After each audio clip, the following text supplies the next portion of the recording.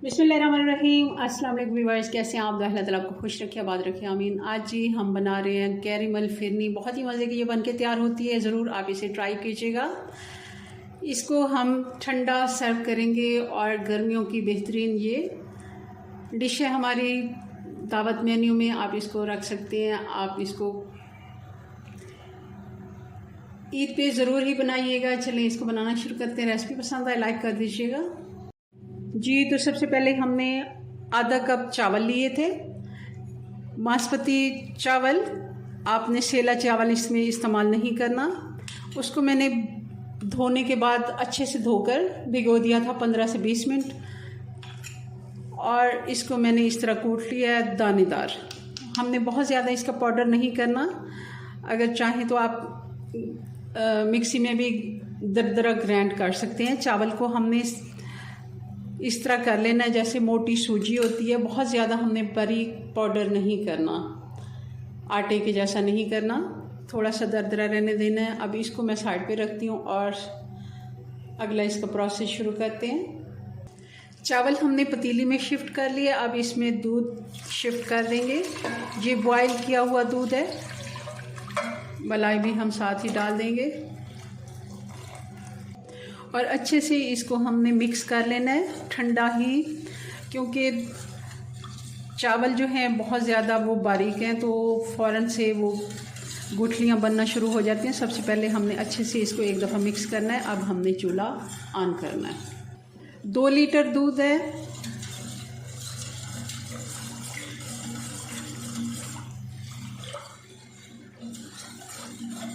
और आधा कप चावल।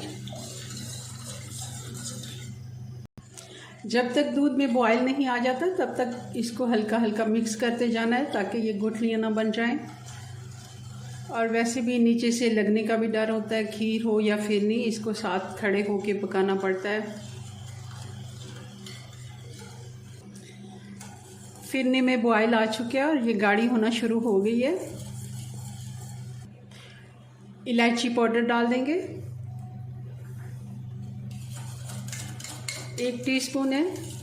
आप साबुत इलायचियाँ चाहें तो डाल सकते हैं, वैसे इसमें पाउडर ही अच्छा लगता है।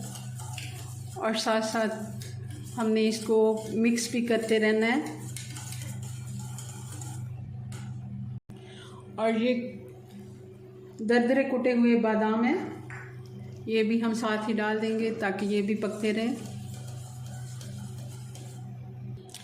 फिरनी को पकते हुए तकरीबन 25 मिनट हो गए और ये काफ़ी हद तक गाढ़ी हो गई है। अभी 5-6 मिनट हम और पकाएंगे। आधे घंटे में ये बन के तैयार हो जाती है। आप देख रहे होंगे इसका चावल का दाना नज़र भी आ रहा है बिल्कुल। अगर पाउडर हो तो भी फिरनी का मज़ा नहीं आता, वो ऐसे लगता है जैसे पाउडर इसमें घोल के डाल दिया हो। और इस तरह चावल टूटा हुआ जो होता है उसमें दाना भी हल्का सा नज़र आता है और बहुत ही अच्छा टेस्ट भी आता है इसका। आधे घंटे में ये बन के तैयार हो जाती है। थोड़ा सा और हम इसको पकाएंगे ताकि अच्छे से ये और भी थोड़ी सी थिक हो जाए। वैसे तो ये ठंडा होने के बाद काफ़ी हद तक गाढ़ी हो जाती है, मगर 5 से 6 मिनट और हम इसको पकाएंगे जी। तो फिरनी हमारी तैयार हो गई है। अब हम कैरेमल इसका बना लेते हैं। ये देखें, इतनी ये थिक होनी चाहिए, ये देखें। और ये ठंडी होने के बाद और भी गाढ़ी हो जाएगी। हमें इतना ही इसको पतला रखना है ताकि ये ठंडी हो के फिर जब हम फ्रिज में इसको रखेंगे ये और भी ठंडे होने के बाद गाढ़ी हो जाएगी। चलिए इसको साइड पे करते हैं। पैन हमने चूल्हे पे रख लिया। इसमें अब आधा कप मैंने चीनी डाल दी, थोड़ी सी मैं और डाल देती हूँ। ये तकरीबन 2 टेबलस्पून मैंने और चीनी डाल दी है। इसको कैरेमल होने देते हैं ऐसे ही हल्की आंच पे। मीठा आप कम ज़्यादा भी कर सकते हैं। साइडों से चीनी का कलर चेंज हो रहा है, इसको थोड़ा सा हम ऐसे घुमा देते हैं ताकि ये हर तरफ से एक ही जैसा हो जाए इसका कलर। ये आपने स्लो हीट पे ही सारा प्रोसेस करना है। बहुत ज़्यादा तेज़ अगर आंच होगी तो फ़ौरन से चीनी कड़वी हो जाती है। कैरेमल अगर हमने ये हल्का हल्का ऐसे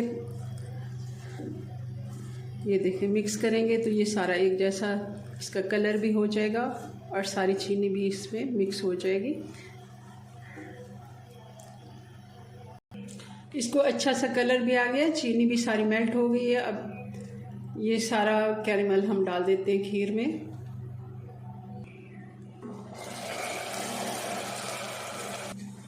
और इसको हम अच्छे से मिक्स कर लेंगे। थोड़ा बहुत इसमें ये देखें टॉफ़ी बन जाती है, मगर इसका कोई इशू नहीं है, ये फ़ौरन से हल हो जाएगी। हल्की आंच पे हमने इसको 5-7 मिनट और पका लेना है। बहुत ही अच्छा, देखें कितना प्यारा इसका पिंक सा कलर आया है, बहुत ज़्यादा डार्क ब्राउन की तरफ ये नहीं गया। बहुत ही अच्छा इसका टेस्ट भी आता है और कलर भी बहुत ही प्यारा आता है जी। तो चूल्हा हमने बंद कर दिया है और इसको अच्छे से ठंडा होने के बाद डिश आउट करके आपको इसकी फ़ाइनल लुक दिखाते हैं जी। तो ये हमारी कैरेमल फिरनी बन के तैयार हो गई है। बहुत ही मज़े की ये बनती है, ज़रूर आप इसे ट्राई कीजिएगा। दावत हो या फिर मीठा खाने को दिल करे, आप कभी भी इसको बना सकते हैं और बहुत आसानी से आधे घंटे में ये बन के तैयार हो जाती है। और इसका इतना मज़े का टेस्ट होता है, एक बार आप ये बनाएंगे तो बाकी सारी रेसिपीज भूल जाएंगे। चलिए जी, अपनी दुआ में याद रखिए, मिलते हैं नेक्स्ट वीडियो में नई रेसिपी के साथ। तब तक के लिए अल्लाह हाफिज़।